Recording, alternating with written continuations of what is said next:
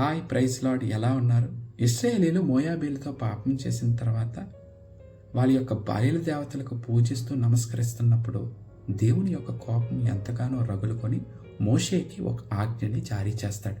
ఎవరైతే పాపం చేస్తారో ఆ ఇశ్రాయేలీల ప్రజల్ని తీసుకొచ్చి సమాజ మందిరంలో అందరూ చూస్తుండగా ఉరి తీయాలి, అప్పుడే నా కోపాగ్ని తొలగిపోతుందని చెప్తాడు. ఇది చెప్పినా సరే ఒక యవనస్తుడు ఒక మిద్యాను స్త్రీని తీసుకెళ్ళి ఒక గుడారంలో అందరూ చూస్తుండగా పాపం చేస్తుంటాడు. అప్పుడు ఒక యవనస్తుడు అహరోను మనవడు ఎలియాజరు యొక్క కుమారుడైన ఫినెహాసు ఒక ఈటెను పట్టుకొని వెళ్ళి వారి యొక్క కడుపులో గుచ్చి చంపేస్తాడు. వెంటనే దేవుడు చెప్పే మాట ఏంటి తెలుసా?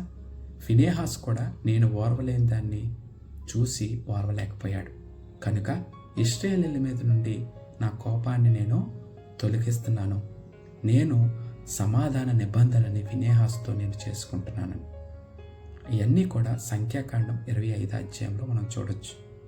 ఈరోజు మన సంఘాల్లో తప్పు జరుగుతున్నప్పుడు, అది పాపం అన్నప్పుడు, నీ స్నేహితుల మధ్యలో, నీ యొక్క కొలీగ్స్ దగ్గర నువ్వు నిజంగా క్రైస్తవుడిగా ఫినెహాసు లాంటి అన్కాంప్రమైజ్డ్ లైఫ్ లీడ్ చేస్తున్నావా? ఆ పాపాన్ని ఖండిస్తున్నావా? యాకోబు 4:17 అంటాడు, మేలు ఎరిగి ఉండి చేయకుండా పాపమే. ఈరోజు ఎవరైనప్పటికీ కూడా మీరు ఏ ఫీల్డ్లో ఉన్నా నువ్వు నిజంగా దేవుని వెంబడిస్తే ఫినెహాసు లాంటి గట్స్తో అన్కాంప్రమైజ్డ్ లైఫ్ లీడ్ చేద్దాం. So think about it. God bless you.